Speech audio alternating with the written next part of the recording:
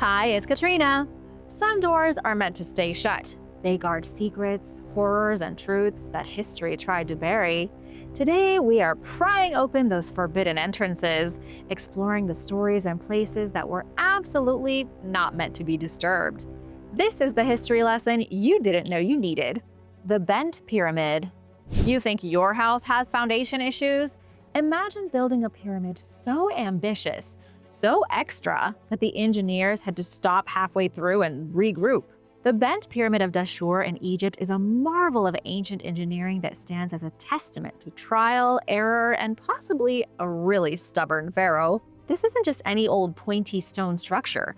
It is a 4,600-year-old architectural, let's say, experiment. The Bent Pyramid was built by King Sneferu, who ruled Egypt for about 40 years or so, around 2600 BC. I'm sure he wouldn't love that we're calling it the Bent Pyramid, but we call it that because of its broken lines and how it bends inward. The pyramid construction began at an angle of 55 degrees, but had to be adjusted to 43 degrees. It was a transitional pyramid, really, that taught the engineers how to make bigger and stronger pyramids. The heavy blocks at that original angle made the pyramid unstable, and so the king's designers made a new pyramid nearby known as the Red Pyramid. Anywho, for thousands of years, it kept its secrets locked away just like all the other pyramids, daring anyone to try and get inside. Of course, the pharaohs were always trying to trick tomb raiders. Now, about actually getting into this guy, most pyramids have one grand entrance, but this one, not so much, especially not now. The one thing keeping people out today is this ugly metal door. I don't know, are you tempted to see what's inside? The Bent Pyramid was built with two entrances back in the day, one high up on the north face like a supervillain's secret lair, and another hidden away on the west side. For millennia, these entrances were hidden by sand and debris, silently guarding chambers that were definitely not meant for casual sightseeing. What awaits inside? Well, it's not exactly a cozy living space. This pyramid is a labyrinth of narrow passages, incredibly high ceilings, and two massive burial chambers. The sheer scale of the internal construction is mind-boggling, especially considering the limited tools available to the ancient Egyptians. For centuries, this architectural marvel remained sealed. Trying to explore it would have been a Herculean task, full of dark, cramped spaces and the mummy's curse, of course. It was a door that was definitely not meant to be opened, preserving its secrets in the oppressive darkness. But in 1956, archaeologists were over the mystery and finally pried open those ancient stone doors, and the secrets began to spill. Exploring the Bent Pyramid is like stepping into a time capsule, a dusty, magnificent puzzle from humanity's earliest great projects. So from its bent shape that most people think was a quick fix to keep it from falling down, to the totally wild and complicated insides, this pyramid gives us a peek at just how ambitious those ancient builders were. Just recently, the Scan Pyramids project gave the Bent Pyramid an X-ray using cosmic ray detectors, and they were able to give us a map of the inside. They discovered two new chambers, but surprisingly, none would have been big enough for Pharaoh Sneferu. He probably picked a different one for his final resting place. He created at least 3 pyramids that we know of, and now, thanks to this new technology, we can see through the pyramids without having to risk our necks or breathe in toxic mold. 3,000-year-old megafortress. Scientists have found a megafortress with a mysterious purpose. High in Georgia's rugged Caucasus peaks, archaeologists unearthed what might be the Bronze Age version of a supervillain's mountain lair. It's a place where sheep roam, the wind howls dramatically, and your phone definitely has no service. Meet Dmanisi's Gora, the megafortress so massive, so unnecessarily fortified, and so baffling in purpose, it's left even the experts wondering if this whole thing might be pointless. Originally thought to be your run-of-the-mill ancient hilltop stronghold, this bad boy turned out to be 40 times larger than anyone expected. Not 2 times, not 10 times, but 40. In 2018, researchers poked around the site and found what looked like your standard Bronze Age fortress. Then in 2019, they came back and found a second fortification layer surrounding the original fortress. It was a fortress within a fortress, like Russian nesting dolls, but with stone walls and ancient mystery instead of babushkas. At this point, the archaeologists brought out the big guns, as in drones, and took 11,000 aerial photos. The resulting digital map unveiled a city-sized structure complete with graves, field systems, and other vaguely labeled stone things. And it still told them basically nothing. All they know is that it's at least 3,000 years old. Who built this fortress within a fortress? And how? The walls were nearly 6 feet thick, made of boulders with no mortar. It was solid, functional, and maybe even earthquake-proof. Both layers were built in the same style, so they were probably constructed at the same time, like some Bronze Age HGTV special. But here's the strange part. The outer settlement, despite all the effort to defend it, has barely any artifacts, which is odd.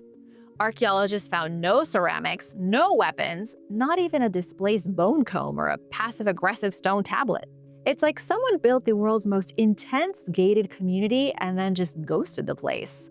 What the heck happened here? One theory is that this mighty fortress was used seasonally, not full-time. The researchers suggest pastoralists, aka ancient livestock wranglers, might have used it during spring and fall, sort of like a prehistoric vacation house for sheep herders. Maybe they rolled up twice a year, threw some epic harvest parties, herded their goats in circles, and then dipped before winter showed up to wreck their vibes. But still, a 6-foot-thick stone wall for a seasonal sheep camp? That's like building a giant moat around your summer cabin because you're worried about raccoons. Even Dr. Nathaniel Satullo, the study's lead researcher, admits the site is weird. He and his team hope that future research will shed light on why on earth someone would go to Fort Knox levels of effort for something that was barely used. Then again, maybe it was used. What do we know? Maybe this was the site of an ancient siege that saw a mysterious civilization crushed behind their walls. For now, I have to mark this dark piece of ancient history as unsolved. And now for a quick break because I wanted to give a big thank you to Charlie Thomas for the super thanks. It really means a lot, and we wouldn't be here without you. Be sure to subscribe if you are new here to join the Origins Explained family. We'd love to have you. The Khamar Daban incident. 9 dead, 1 survivor, and no explanation. If you're a fan of the channel or of scary stories in general, you've probably heard of the Dyatlov Pass incident. It's the tale of 9 experienced hikers who mysteriously died in the Ural Mountains of Russia, their frozen bodies scattered all over the place. But what if I told you there is another Siberian hiking trip that was even weirder, ended in more mystery, and actually had a survivor to tell the tale? This is the Khamar Daban incident, a real-life nightmare set in the wilderness of eastern Siberia. It's got blood, screams, panic, mystery, possible toxins, and the kind of terrifying breakdown you'd expect from a Lovecraftian short story. What makes it extra spicy is that no one knows what really happened. It was 1993. Bill Clinton was in the White House and Jurassic Park was out. And in the remote Khamar Daban Mountains, Lyudmila Korovina, a 41-year-old survival expert and tough-as-nails hiking instructor, was prepping for an expedition. It was supposed to be a summer stroll compared to some of the death-defying treks she'd led before. With her were 6 students aged 15 to 24. They were fit, trained, and ready to rumble. The group was expected to meet up with another party led by Lyudmila's daughter Natalia on August 5th. Spoiler alert, they never showed up. On August 10th, 5 days after the missed rendezvous, a group of kayakers on a nearby river had what I can only assume was the worst start to a paddle trip ever. From the trees stumbled a lone girl, covered in blood, wild-eyed, and completely silent. Her name was Valentina or Valya Utochenko, and she was the sole survivor of what had turned into a horrifying, inexplicable massacre in the woods. When she was finally able to talk, Valya said everything had been going great. The group had hit their summit ahead of schedule, morale was high, the weather was cooperating. Basically, they were crushing it. And then the rain came. Nothing crazy though, just an annoying downpour that made their gear heavy and the trail slick.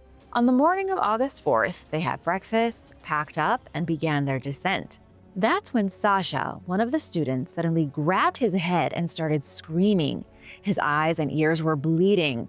The group rushed to help, but Sasha collapsed, thrashing around until he stopped moving. Sasha was dead, and there was no obvious explanation. But things were about to get so much worse. Within minutes, Lyudmila was screaming, followed by another student who slammed her head against a rock in a frenzied panic before collapsing. Two others did what any sane person would do. They ran. That left just Valya and her friend Dennis staring in horror at three bodies. Then Dennis collapsed too, foaming at the mouth and bleeding just like the rest. And just like that, Valya was alone. For whatever inexplicable reason, she seemed immune to whatever had just killed her entire group. Valya wandered the mountains for 4 days, barefoot, traumatized, somehow dodging whatever invisible horror had wiped out her friends, until she stumbled upon the river and the kayakers. It took 2 weeks before helicopters located the bodies. All the students had died of hypothermia and exposure except for Lyudmila, whose heart had given out, likely from the sheer trauma of watching her group melt down in real time. But what triggered the chaos? To this day, no one knows. The theory is that the sudden deaths may have been the result of exposure to nerve gas. The symptoms, bleeding, convulsions, screaming, sudden death, read like the greatest hits of nerve agent poisoning. Some suspect they might have wandered into a toxic cloud left behind by a long-forgotten Soviet experiment. This is Siberia after all. Another theory is poisonous mushrooms. The group may have foraged and eaten toxic shrooms, and not the fun kind. Valya may have been the only one to not eat the mushrooms, hence why she survived. Others suspected tainted water is to blame. Maybe something toxic in the mountain streams they drank from caused them to go completely nuts. Then again, no one else in the region ever reported symptoms like this before or since. Other people claim it was aliens or the military. What makes the Khamar Daban incident so terrifying isn't just what happened, it's that we don't know why. Healthy, experienced hikers collapsed into fits of bleeding and convulsions for no clear reason. And the only survivor could do nothing but run and hope she didn't die next. The OG prison break. Once upon a very stressful time in Dutch history, there lived a man who was too smart for his own good. That man was Hugo Grotius, aka the brainiac who created international law while playing hide-and-seek with an entire government. And he has a crazy escape story. Grotius was born in 1583 in Delft, back when the Dutch were still busy telling Spain to take its empire and shove it. His father was a humanist who translated Archimedes for fun. By age 8, little Hugo was writing Latin poetry. By 11, he was at the University of Leiden. At the age of 15, he joined a diplomatic mission to Paris and met King Henry IV of France. This kid was going places. Grotius had a thirst for law like it was vintage Bordeaux. He wrote a very spicy legal defense for the Dutch as an excuse to hijack Portuguese ships filled with Chinese porcelain. He argued that the sea should be free for everyone instead of being controlled only by the Spanish and Portuguese, which was how it felt at the time. By 1608, Grotius was pretty famous in the legal world and started making powerful friends and even more powerful enemies. Hugo became embroiled in years of religious scandal until he wrote a pamphlet arguing for religious tolerance and found himself arrested. In 1618, he was sentenced to life in a dank cell at Loevestein Castle. You couldn't be tolerant in medieval Europe. It was a surefire path to the gallows. Grotius was stuck in a cold little cell with his wife Maria and their loyal maid Helena, because of course the whole family had been arrested. After a while, the group figured out that the only way to escape was to become furniture. Hugo had been getting books delivered in a chest from Gorkum, and Maria had a wild idea. She asked him, "Why don't you get into the box?" And so he did. And then he practiced. For 2 hours a day, he climbed into a chest like a magician in training, learning to hold his breath, stay silent, and not sneeze for dear life. In March of 1621, while the warden was out living his best life at a local fair, Maria packed Hugo into the chest, padded the bed with decoy blankets, and sent her husband out like a box of overdue library books. Grotius stayed perfectly still until the chest arrived in Gorkum. From there, he slipped into Antwerp disguised as a bricklayer. This was the OG prison break. It's not clear how, but his wife also ended up fleeing the jail, and together they traveled to Stockholm under the protection of Queen Christina. And in 1625, he wrote On the Law of War and Peace. It was this masterpiece that helped found international law. This was the guy who said war needed rules, Peace needed logic, and you couldn't just invade people because you were bored. It was revolutionary stuff and remains the foundation of international laws today. After such a dramatic life, Hugo died in a shipwreck in 1645. It wasn't the crash that got him, but the cold. And now, all these centuries later, the same chest that Hugo used to escape prison is on display at no less than 3 museums, and no one knows which one is the real deal. Devil dogs at the Salem witch trials. In the tangled fever dream that was Salem, Massachusetts, circa 1692, panic spread faster than gossip at a high school prom. 19 people were hanged. One man was crushed under rocks. At least 150 people were thrown in jail, and 5 more died just from the colonial prison conditions. While everyone knows about the girls, the trials, and the accusations of witchcraft and devilry, few know that dogs got caught in the crossfire of the Salem witch trials too. In the 17th century, dogs were more than just lovable loafs snoring on the hearth. They guarded livestock, went hunting, and protected your property. But they also carried a darker reputation, thanks to centuries of folklore linking them to none other than the devil. And it wasn't just in Salem. The devil-dog connection was old news by then. Just ask Boy, the poodle owned by Prince Rupert during the English Civil War.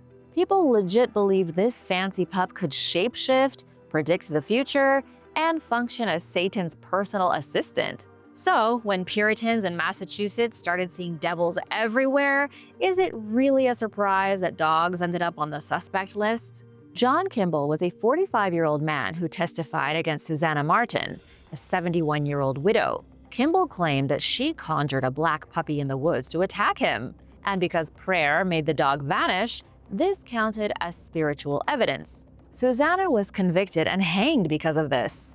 Then there was Mercy Wardwell, 19, who confessed that the devil came to her in the form of a dog. William Barker Jr., age 14, said the same thing. These kids weren't even old enough to vote barely, but somehow got to help decide who lived or died based on whether a Labrador looked at them funny. And don't forget Tituba, the enslaved woman who became central to the whole trial mess. During her terrifying, forced confession, she claimed the devil came to her 4 times as a great black dog.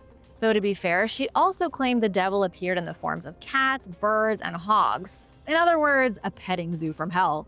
Before you get too upset, you'll be happy to know that there is no official trial record confirming that any dogs were executed for witchcraft. As far as the experts are aware, no dogs were harmed during the trials.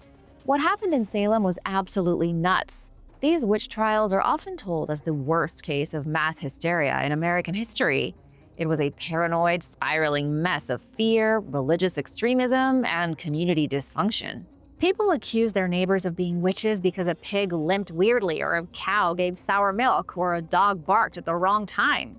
In the courtroom of 1692 Salem, anyone or anything could be next on the chopping block. Archaeologists unearth medieval torture victim. Okay guys, you want it dark? You're getting dark. Archaeologists have just uncovered a man from the Middle Ages who suffered what can only be described as torture from hell. Let me first set the scene like I'm Wes Craven plotting out my next horror movie. The place was Milan, Italy. The era was the 13th century. No Wi-Fi, no plumbing, but plenty of mob mentality and medieval justice so twisted it makes Game of Thrones look like a Pixar short. One man was captured, taken into a dungeon within the city, and then brutally executed by one of the most sadistic contraptions in human history. What do you suppose it was? The Iron Maiden? The rack? What about the wheel? It was indeed the wheel. Some call it the wheel of torture. Others call it the Catherine wheel. Whatever you want to call it, the device was cruel, barbaric, and so inhumane that some historians didn't even think it was ever truly used until now. The Catherine wheel was horrific. Victims were tied spread eagle across a giant wooden wheel while executioners went to work with hammers, clubs, and whatever blunt instrument they had on hand. The goal was to systematically break every limb while keeping the person alive. Then once the limbs were all broken, they would be woven like threads into the wheel's spokes. It was one of the worst ways to die. But remember, many people thought this was never really used in the past. But now we have proof. This unfortunate victim's bones were found by a team from the University of Milan. The symmetrical limb fractures are textbook wheel damage, the kind of trauma that only happens when someone's bones are intentionally and thoroughly turned into medieval spaghetti. But wait, it gets worse. Just in case the slow torture wasn't horrific enough, the archaeologists also found a skull fracture at the base of the head. After the wheel did its horrifying thing, the victim was given one last final blow, and the axeman botched it. To add insult to injury, the victim also had visible physical differences. He was short and had cranial abnormalities that would have made him visibly different from his peers. And in the 13th century, different often meant dangerous in the eyes of terrified and ignorant villagers.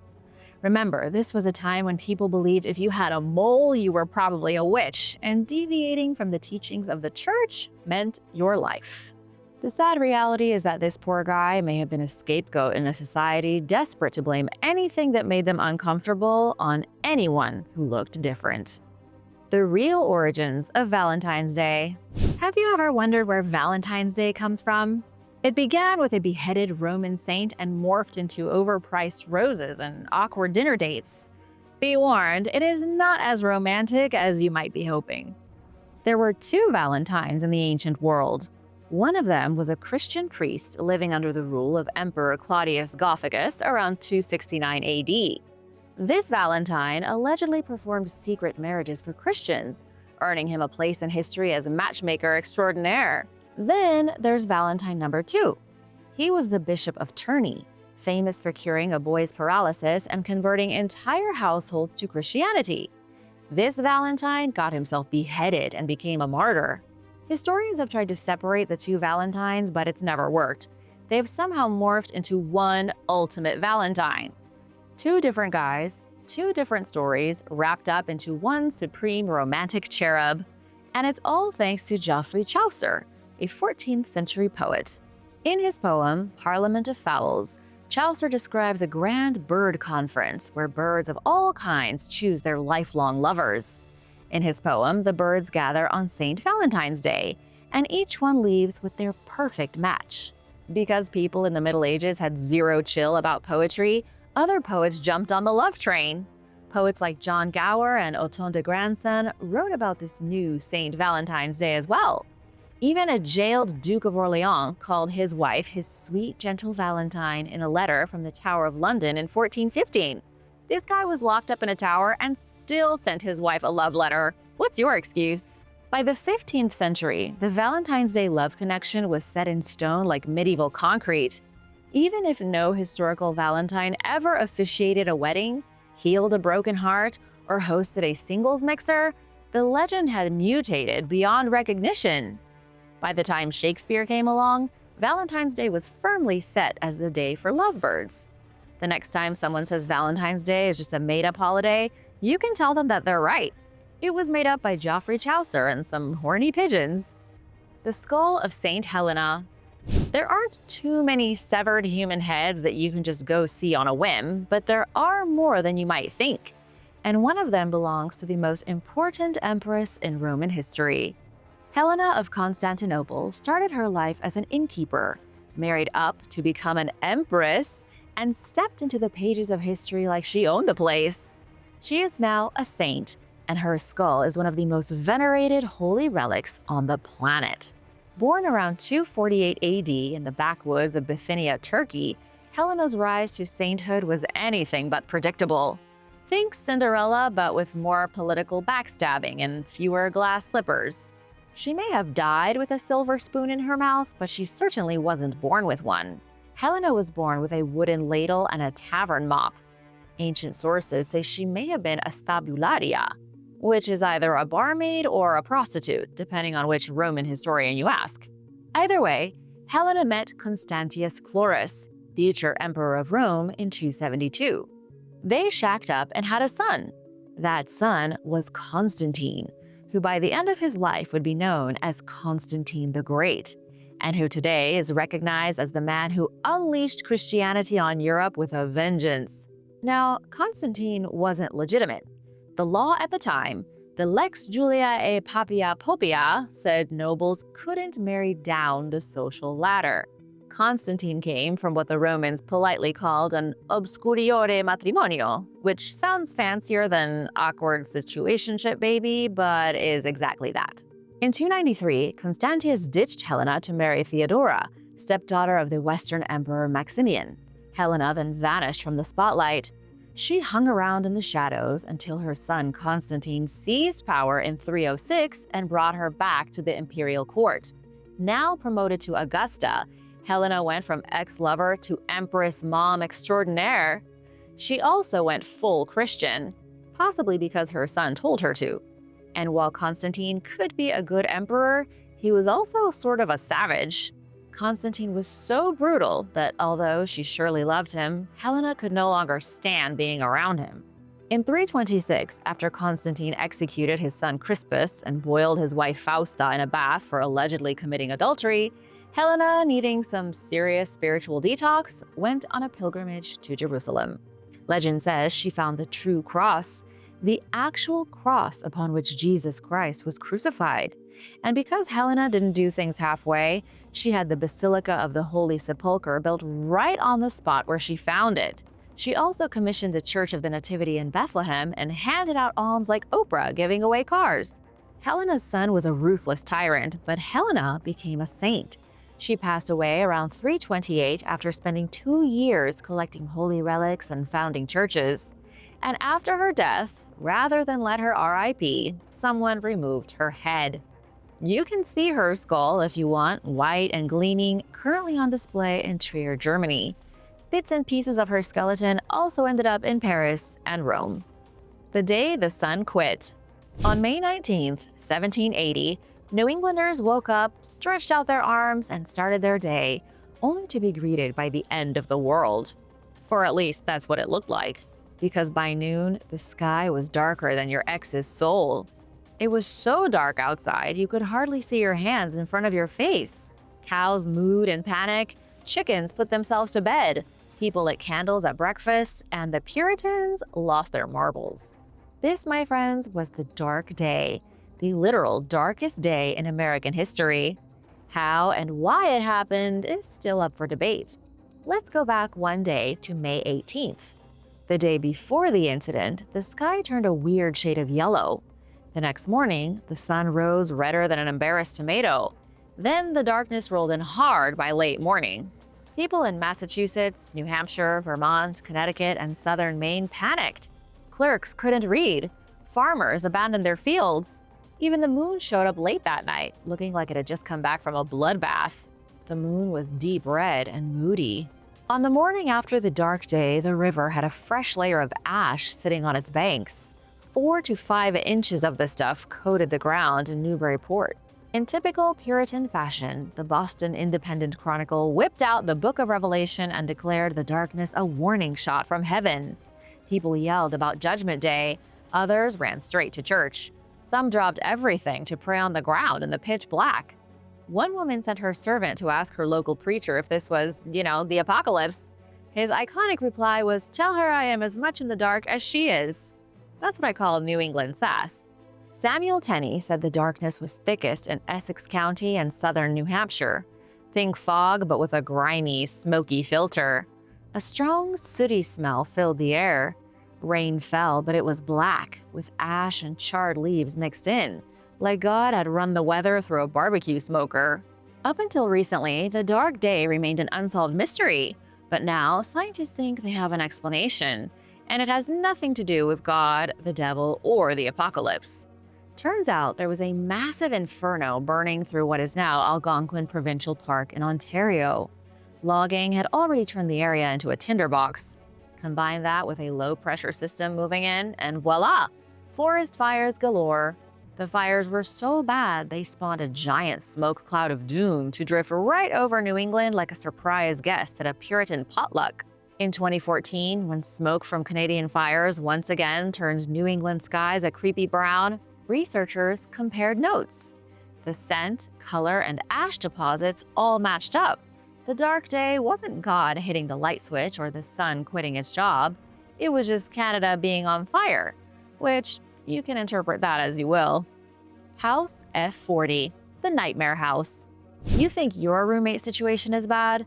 Try living in House F40, a cramped prehistoric building in northeast China where 97 human bodies were found jammed together like a Neolithic game of Tetris. Discovered at a 5,000-year-old site called Hamin Manga, this tiny house turned into an ancient mortuary meat locker, stuffed wall to wall with the remains of young adults, teens, and middle-aged villagers. Archaeologists first stumbled upon the scene in 2011. Some skeletons were found in relatively intact condition, while others were little more than skulls or mangled limb bones. The house had also caught on fire at some point. The blaze collapsed the wooden roof beams, charring and deforming many of the bodies. So now you've got a mess of scorched bones and twisted corpses. It's like The Walking Dead, minus the walking.